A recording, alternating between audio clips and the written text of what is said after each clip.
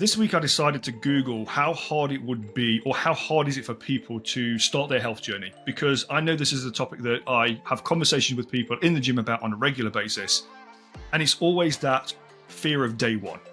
So I thought, what better way to have this conversation with Dr. Jill Hamilton on our MedFit episode, where we can talk about not only how hard it is for people to start, but what is actually out there for you to be able to help yourself to get going, options that you have if you feel like maybe your health has got to a point where it's not manageable for yourself. And this is where Dr. Jill Hamilton can kind of lean into the conversation a bit and see what's available via the NHS and other options that are out there.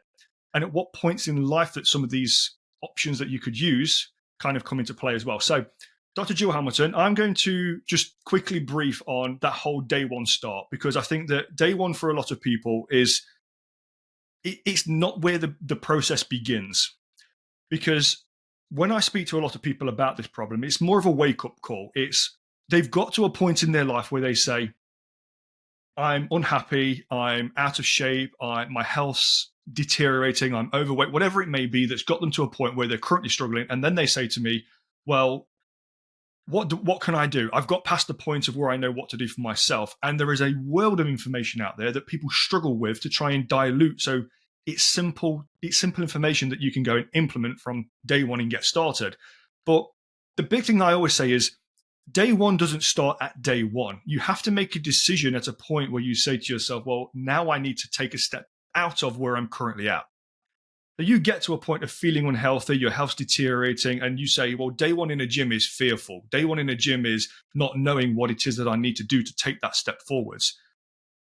It's okay being in your 20s and in your 30s, you feel like you've kind of got age and energy on your side. But when things start to get outside of that timeline of life and you start progressing into your 40s and your 50s, and maybe you haven't focused on health at all, and now all of a sudden it's quite a big highlight of what you need to do to maybe get a few extra years out of life in itself. Where can people start to begin with? Because it's not just about, sticking the trainers on and doing a few steps. It's not just about joining a gym or getting a gym membership. What can somebody do if they're not 100% sure on where to start and they feel like their health has gone past the point of just using general information? Okay, so I think there's quite a lot to unpick from that. And I think it's also about your personal motivation, isn't it? About, the reasons for you wanting to get fit, the reasons for wanting you to become healthier, things like that. So I think if you're young, you're fit, and you don't have any medical problems, just sort of having a bit of a think about your diet and lifestyle is a good place to start. And there's lots of information on the internet about that. There's lots of good stuff on the NHS website. But I think once you start getting to your sort of late 30s, early 40s, I think things start happening around you. You become aware of maybe your own health a bit more. You might have sort of young children, so you then realise you've got to be there to look after your children, and you are really thinking about your longevity then. You might start noticing your parents' health suffering, and that gives you a reality check. And I think you may see sort of friends starting to succumb to things like diabetes or maybe having heart attacks, things like that. And I think that can be a wake-up call for some people. I have lots of patients coming to me in their 40s. They don't have any health problems, but they say, oh, I'd like a check. What's available, and we do have the NHS health check that some people know about, other people don't know anything about. It's not particularly well publicised, and I'm not sure why. So, I like to sort of tell lots of people about it because I think it's a really useful tool we've got. So, Andy, had you heard about the NHS health check? So this is something up until I turned 40 a couple of years ago. I kind of knew that there was something out there, but I didn't know at what point I could access this. I didn't know what was involved.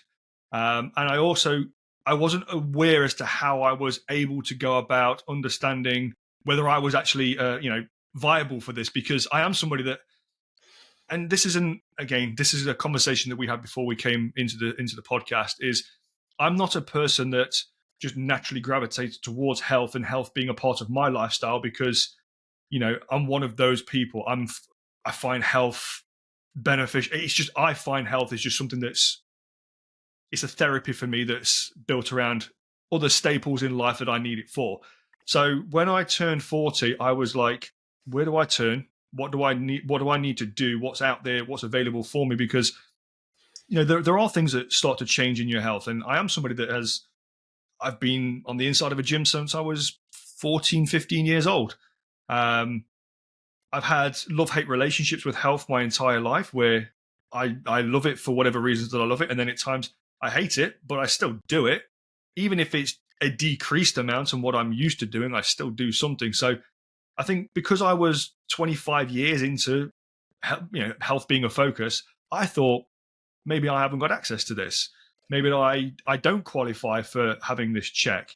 And it wasn't until my GP sent me a text message to say, come and get a health screen check type thing. And I was like, oh, okay. Wasn't aware of this. So I guess not everybody is aware, and I guess maybe not everybody is understanding of the importance of it, even if you are or aren't a health fanatic, let's say. So I would be interested to know if this is advice that you can give straight from the person that anybody would need to ask is, who qualifies? And what is it that we really need to be aware of when we're going to say, because maybe some people are fearful of having a health screen check done and they come across something that maybe is in the back of their mind that they've been avoiding for a very long time. And now all of a sudden they're going to get confronted with this thing that they've been avoiding for so long. And not the world knows about it, but the GP that can do something about it now knows about it. So yeah, just the question that I would ask for you is who's viable, who's eligible for it, and what about the fear behind it? For me, I think there was a fear behind it. Okay, well, I think first of all, I'll sort of talk about who's eligible for it, and then we'll go on to sort of maybe why some people don't take up the offers, and then actually the people that do, and the Perfect. benefits of that.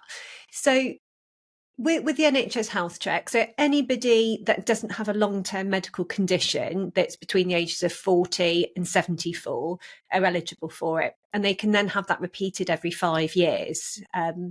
So that's helpful.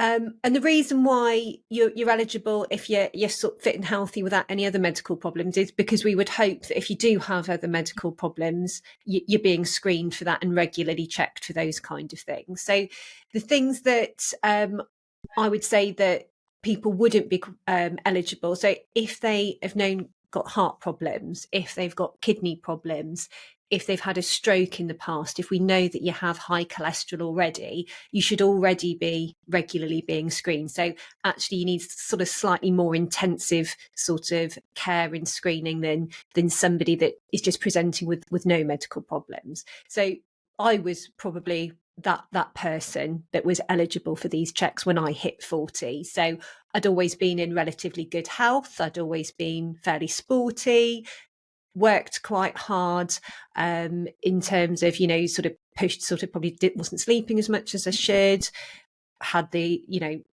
diet was quite good, but not the best it could be. Wasn't probably exercising as much as I could do, but wasn't too bad. So that sort of person, which I think is your general person, is those are who's eligible for it. So I think there might be, once people know about it, a lot of people, especially women, are quite proactive and will be brilliant. This is available. Let's take the GP up on it. Sometimes we find that men are a bit more wary about sort of accessing healthcare. Why do you think that is? I don't know, but I think we've talked about this before, haven't we? That, women are much more, I think there's less taboos about it, less worries. If a woman has a medical problem, they might just be happier to sort of get on and get it sorted. I think men, maybe there's that sort of strong silent type where you don't want to show that anything's wrong with you because you can sort of just manage things and sort of push through. But I think now I think what we're trying to do is we do focus a lot of healthcare on men now because we know they're the ones that we need to target to come in, because the women will probably come in more of their own volition than a man will. And we don't want to sort of do a disservice to that group of people that we also need help. All right. Right. So before we go any further, Guys, if you're listening to this, do not let your ego, do not let the bravado or the alpha in you be the one that dictates why you are not going to get your health screened, checked, or even speak to somebody of medical profession if you are struggling with something. Trust me, I know, because this is how my mental health got to a point where I couldn't cope. So my message to you, just on the back of what Dr. Jill Hamilton just said, is do not leave it to a point where you are struggling beyond what is capable of managing for yourself, because there are options out there. And you've got to get past that I'm in control, I can do this on my own, because you can't and you can ask for help, and it's perfectly okay to do so. Okay, I mean, that is a generalisation, I know, but actually It that is is. something that we see in healthcare. So not everyone's going to fit perfectly into these boxes, but we do know that the men present less than women, and so we want to get men coming in for those checks as well as the women. So yeah, so if you haven't got any known medical conditions, what healthcare now is very much more focused, rather than picking up the pieces when there's a disaster. So rather than somebody getting a heart attack or a stroke and being struck down in their prime, and then medics, doctors, nurses sort of picking up the pieces and helping you rebuild your life, what we want to do is look at those risk factors much, much earlier and stop those conditions like heart attacks or happening, or somebody developing diabetes, those kind of things. And that's essentially what the health checks are looking at, is to try and pick up on any of those early warning factors or signs that you might have conditions like diabetes, high blood pressure, problems with your kidneys, things like that. So if we can pick up on any early warning signs, and often people don't have any symptoms, damage is going on in the background. So if you've got high blood pressure, but it's not hugely raised, you probably won't know about it unless you get your blood pressure checked. But in the background, it will be doing damage to your blood vessels, increasing your risk of things like a heart attack. So if we can sort of get in when somebody's got slightly high blood pressure, if we can get into that point, get that medicated, get that treated, or it might even just be lifestyle and diet advice that brings that blood pressure down. It's not always medication that's needed. So in terms of, I think we sort of talked about the eligibility criteria. Yep.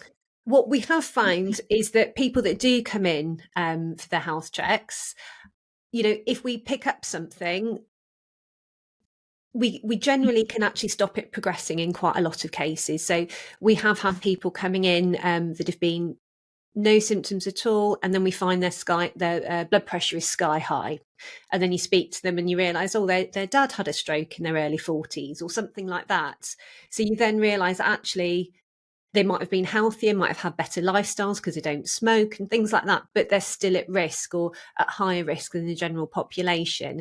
And then just by sort of getting someone's blood pressure under control, you're greatly reducing their risk. So I think once you get people in the door and they actually realise that actually they are in sort of A1 condition, we do find that people respond really, really well, because having a health check generally takes 20 to 30 minutes. Okay, and you have things done like your blood pressure done, you'll have some blood tests done where we'll check for diabetes, we'll check your cholesterol, things like that, and we'll take information from you about your past medical history, your family history. We also look at sort of things like your ethnicity, your whether you're male or female. We put all this information together and we can give you what we call a cardiovascular risk assessment. So that shows us if you're at mild, moderate or high risk of developing any conditions that may lead to stroke, heart attacks or diabetes. Once you know, then it's a much easier beast to tackle. Right. So day one for people at different stages of the lifespan looks very different, because if you say to somebody who is just turned 40 plus 40, let's say, and day one for somebody at that point, which is a huge wake-up call in life, because they're maybe thinking about longevity, enjoying life, hopefully, let's say, hassle-free later on down the line, you do start to consider things in different ways. Whereas somebody that's in their 20s, maybe 30s, day one to them is just more about fear. It's about the unknown, about doing something. And I said this to you before we started the podcast. This is something that people usually approach me with. And the reasoning behind what they say to me is why they haven't done anything about their health at that point is because they haven't taken responsibility for where they've got themselves or what's happened to them by that stage in their life. So when day one comes around and it's, well, now I've got to walk into a gym and people are going to be watching me and I don't feel like I'm comfortable or confident or I know what I'm doing, it becomes what feels like greater reasons for somebody else not to take that step forwards. Whereas when you turn, say, 40 plus and you're thinking about the higher risks of your health, and I'm not saying that this is an ego thing or a characteristic thing. It's just more of a case of, I think, the why behind why day one needs to start, why you need that wake up call in your health, is because you are thinking about greater risks, health risks that are outside of your control, or hopefully they're within your control if you do the right things at the right times. But they may have got to a point where you're plus 40 and you've seen some of the results that have come back on these health checks that you can have done. And now all of a sudden you're thinking, actually, I feel like I've done okay by looking after my health for the last 20 years, but my health check shows that I've got elevated blood pressure and maybe my kidneys aren't functioning as well as I thought they were. But we don't see these things as day-to-day living. We still make those same choices, those same decisions. Day one for somebody in their 20s is just, maybe it's a confidence thing. Maybe it's just, maybe it's a mental balance thing, not a mental health thing, but just about keeping a good mental balance. I think for anybody, you've got to understand why you need to take that step to begin with, to see what actions need to be taken for you to be able to move forwards. I know for me, I've had 2 or 3, I wouldn't say like alarming health concerns, but I've had definitely 2 or 3 health focuses in my life up to this point where it's made me reevaluate what I'm currently doing, why I'm doing it. And certainly in the last, I would say in the last 2 years, turning 42 this year, I would say sleep and stress are 2 of the things that are massively high on my priority list. And you'd think, well, you're somebody that's trained in a gym, like I said, for 25 years. I've loved and hated health throughout that entire time.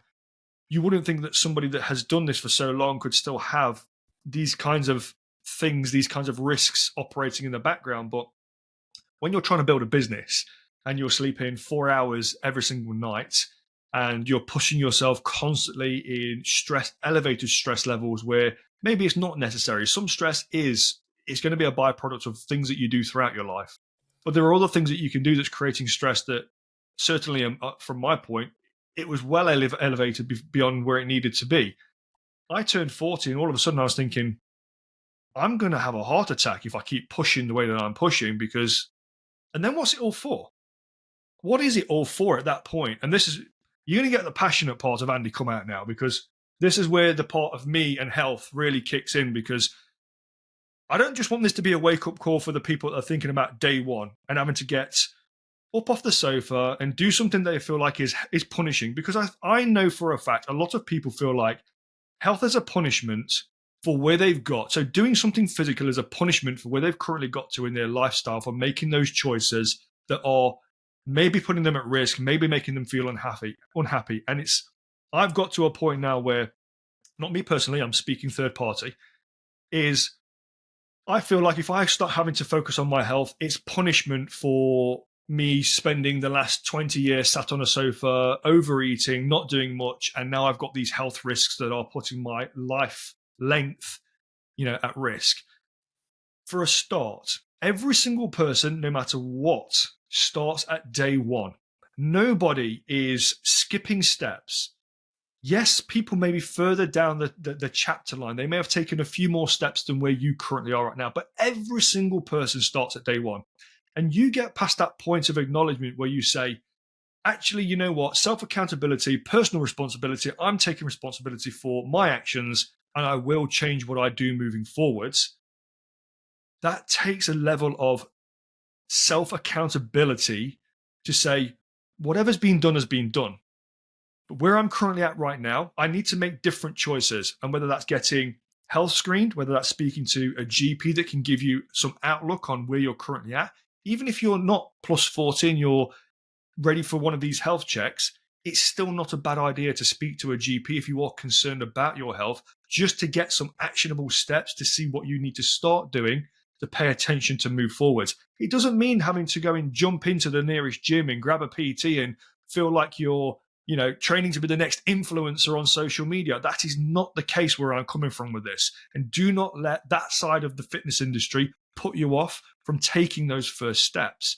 This is not the world that I live in. It might look like it because you may have seen where I publish a lot of my information via social media, but the world that I live in is a very reality world. It's what can I do for my health right now, and how can I share what I'm doing with somebody else to give them what they need to move forwards. So I know that you're a person, Jill, that has focused on your health now for a period of time, and we've seen how that's changed for you, and we've seen what you're capable of doing now. I've shared my story.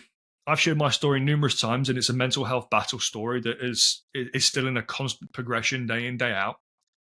There would have been a point where you said to yourself, what I've been doing for so long, it's got me to where I'm at, but what was it that made you go, I really need to change what I'm doing now because there is something that I'm aware of moving forwards? And you're a GP.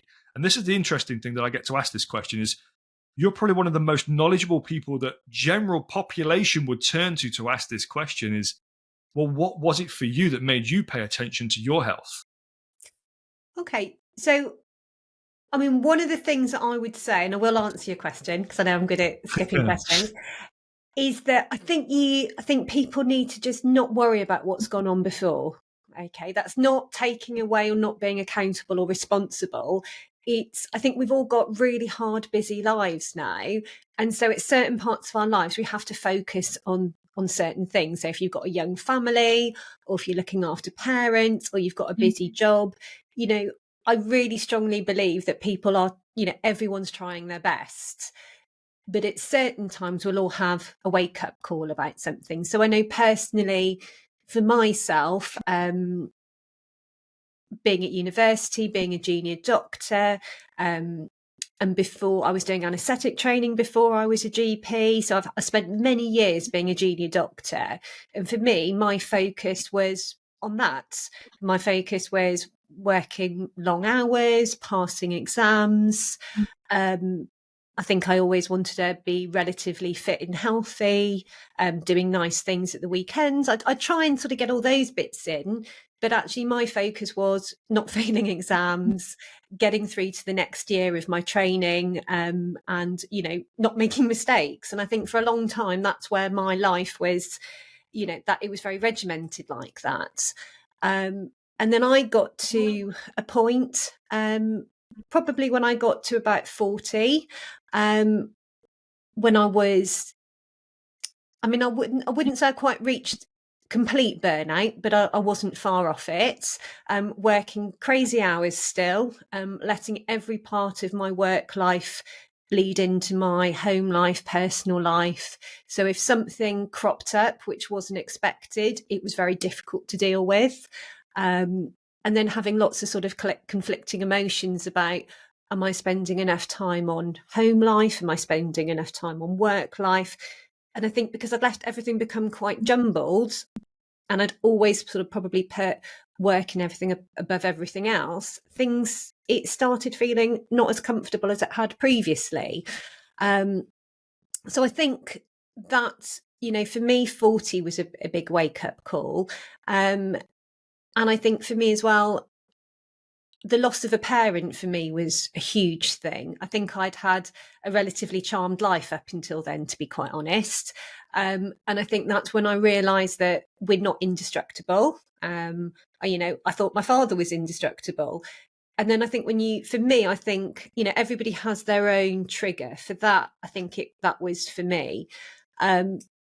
And then obviously grieving for a parent is difficult, and you've got to navigate that if you've never lost anybody very close before.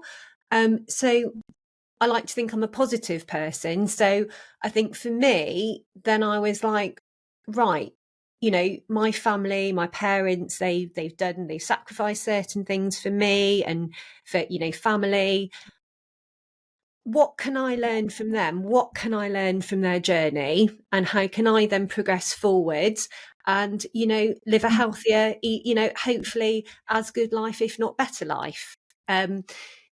So I think going from that point, and you mentioned about sort of not sleeping very much. I can remember my dad was really busy, always working extremely hard. And probably was one of these people that had 4 hours sleep a night because he had a lot going on. And then I then started seeing all these parallels with my lifestyle, with his lifestyle, and thinking, gosh, I want to be able to sort of move on from that and actually learn that's not going to see you into old age and good health well. So really, that's probably why when I hit 40, I was like, right, I'm going to be positive about this. I'm going to make some positive steps. So I think I'd always try to eat quite well. I think I'd always try to do a little bit of exercise, but it wasn't really focused. There was no real plan or goal. And I think the things that I've learned now, and I wish I could tell myself from 20 years ago, is how important sleep is, how important having some balance in life is. So it's not all one thing. So it's not all health and fitness. It's not all work until you drop.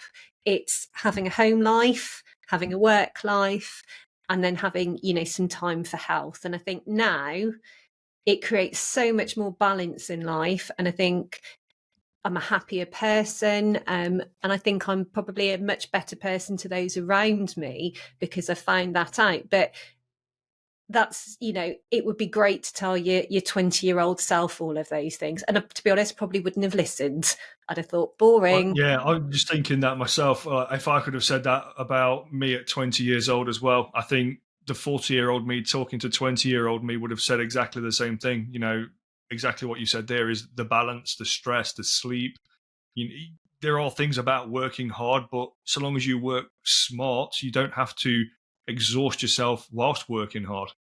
And I think also not proving to other people. I think that's the other thing that I've learned as I've got older, is that as long as I'm happy and confident in decisions that I've made, I don't have to work that bit harder or get that slightly better exam result to make somebody else happy.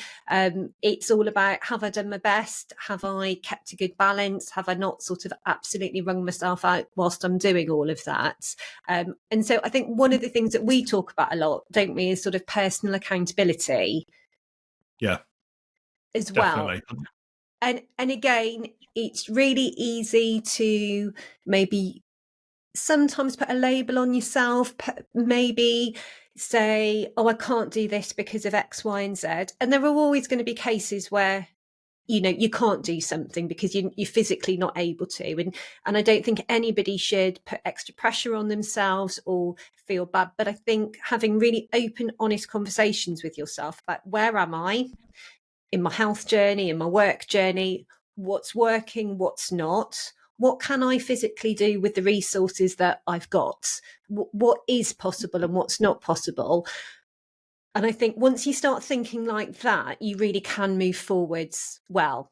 And I think, it's not all about working to earn more money all the time. I know you've got to be able to pay the bills and you've got to do look after people if you've got dependents that you need to look after, but actually something, is that working that extra bit harder to get that bit more money, is that really worth the payoff when I could be spending that time looking after myself, getting that extra sleep that I need? And actually some of the time you're not even being that functional. When you're working at 99.9%, you're not functional. Just taking that step back makes you far more functional.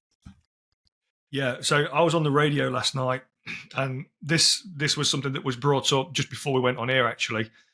And I was talking with one of the other guys that sat on the panel with me whilst I was sort of leading up to the conversations that we're about to have, and it was about these waves in life that we go through where we do these things every now and again, that we focus on ourselves for a period of time where health becomes a focus because we have something that triggers us to think about that. And then that may drop off and you then start focusing on your career or your business.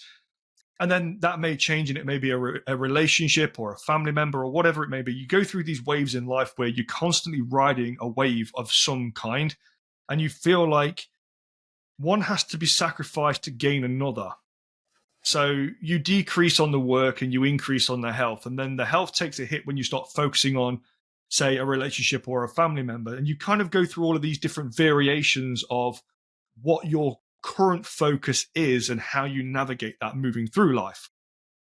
And I think when you get to a point where you have those alarm bells ringing and you've said to yourself, day one for me is I've got this immediate health scare or this health concern, or I'm just not happy where I currently am because I've been treating myself a certain way for a period of time.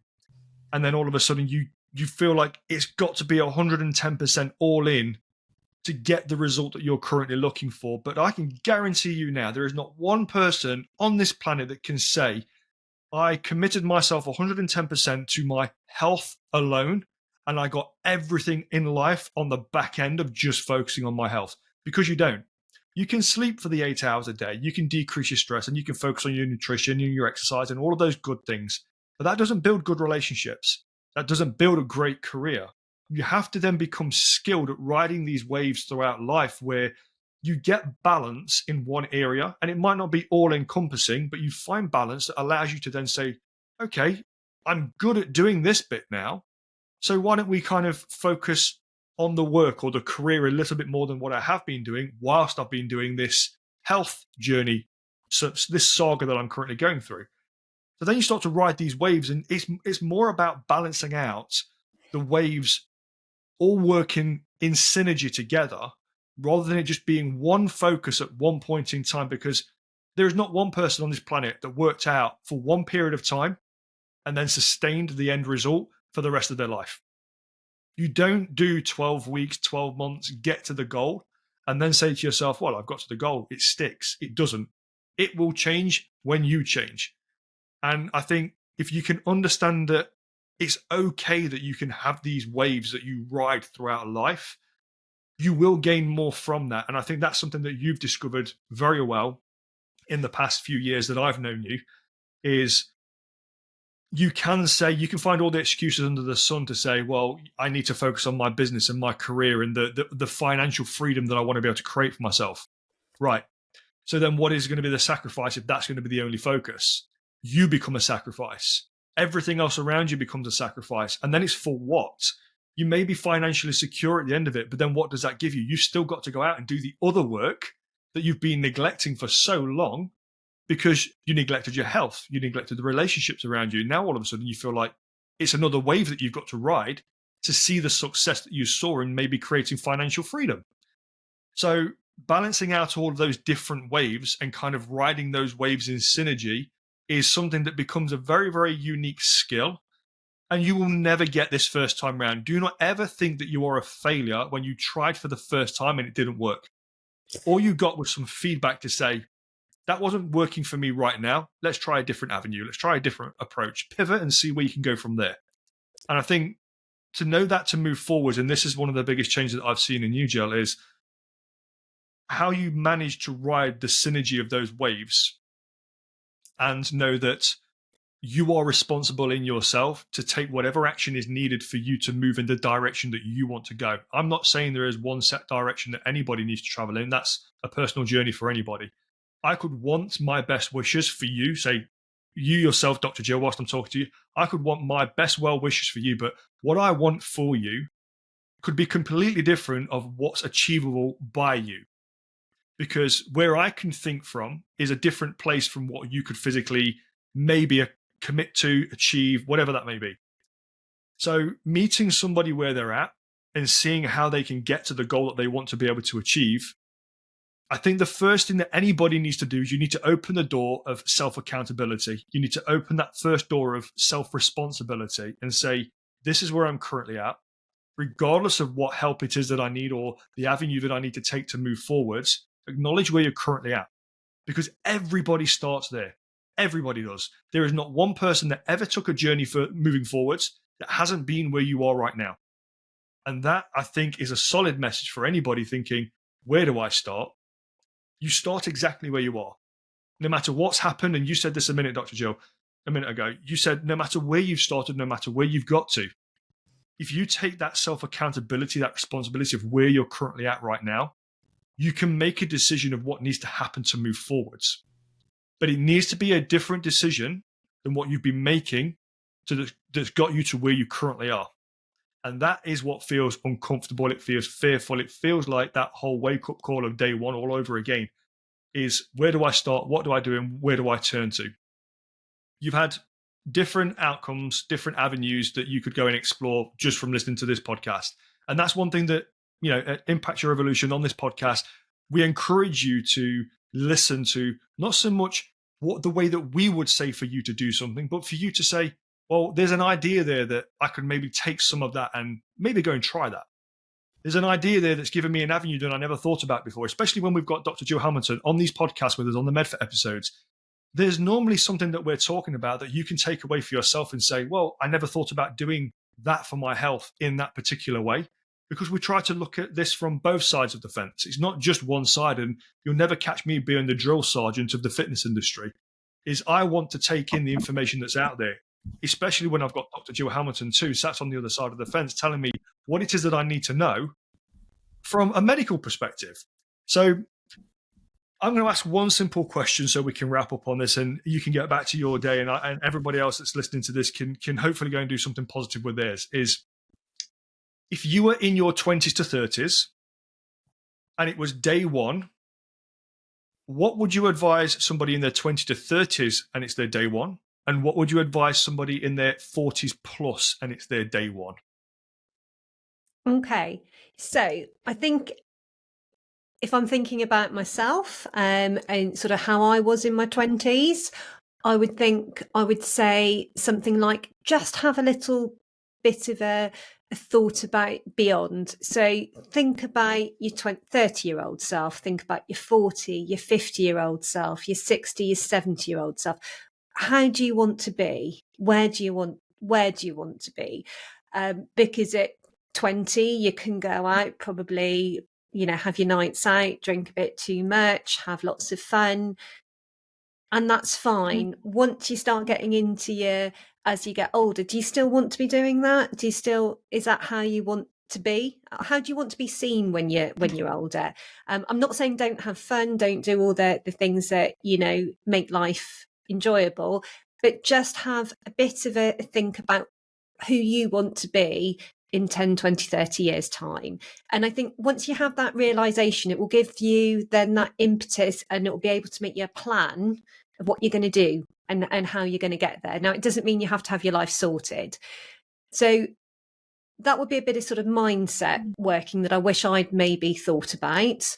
The other thing that I would say is, don't be embarrassed about things. So don't sort of think, I'm going to walk into that gym and everybody's going to look at me and think I'm a moron, or look at what I'm wearing, or look at the size of my legs or my bottom or my arms, or, because people don't care. And that's one of the things I realise now that, I didn't when I was younger. I thought everybody would be staring at me as soon as I walked into, making judgments. And I think, people don't care. Okay, people just think, oh, somebody else, at the gym. And, I certainly go to the gym now, and I like it when there's not many people there, because I can get onto all my equipment. And to be honest, that's the only thing I'm thinking, can I get onto that next bit of equipment I want to, rather than judging people. So I think that's probably what I'd say in my 20s. Don't worry what people think. If you've got a plan and it sounds sensible to you and you want to do it, just go and do it. And I think then in your 30s, I would say you probably want to start thinking about things like, should I go and get my blood pressure checked? What's my diet like? Am I, probably, you, even when you're younger, you probably want to be making sure you're eating, varied fruit and veg, those kind of things. But once you're in your 30s to 40s, I think you really need to start thinking about your diet. And I think also thinking about who your contemporaries are, because I think one of the things that I always used to do was thinking about the people that were my friends, And I would see people that would drink much more than me and think, well, I don't drink very much, or people that had much worse diets than me, or people that did less exercise. And I thought, oh, well, I'm doing quite well because I only looked at my immediate group. So just look outside of that immediate group of people, because actually I probably, thought that, drinking a couple of glasses of wine, I wouldn't say I did it, but probably wouldn't have thought drinking a couple of glasses of wine a night was that bad. Now I think that's hugely too much. And and I get patients that come in and they say, well, I have a couple of glasses of wine every night. And they're horrified when I say that's far too much. That's well over your 14 units of alcohol a week. And are you doing that every night? And I think just having some sort of thoughts about things like that. And I think definitely when you're over 40, go and get that health check. The worst, thing that can happen is that you've wasted a bit of time because you go and everything's normal, but actually that's not a waste of time. That just shows you that you're on track. Probably it might be scary if you go and then you get found that you've got diabetes or you're pre-diabetic. But if that happens and you can maybe stop that pre-diabetes developing into diabetes, you could stop. If you are diabetic, you could stop that diabetes causing damage to other organs. If you've got slightly high blood pressure, you could stop that developing into a stroke in your 40s. So really, I would say that once you're over 40, take advantage of that NHS health check. I have heard people that have said, oh, I've been told that I'm not eligible. So if you think that's wrong, what I would say is go and have a look on the NHS website. It tells you exactly the eligibility criteria. And if you are trying to book an appointment and you're being told by your practice that that's not the case, don't be afraid to say, well, I've read the criteria and it is, I do meet the criteria, and you will get the appointment. Awesome stuff. Dr. Jill Hamilton, thank you, as always, for jumping on the MedFit episodes on Impact Your Evolution. We've got an interesting podcast actually lined up in a couple of weeks' time, so I'm giving you the reins on the next one to ask a few questions towards me. But until then, you have an awesome day. If you are ever considering your day one, please do. Day one starts for everybody at some point, whether it be a small step or a large leap. Regardless of how you get there, everybody starts at day one. And I encourage you, if you've never started at day one, maybe today's the day that it needs to happen. Have an awesome start to your week. Have an awesome week if you're already progressing through it. And I'll catch you in the next one. Speak soon.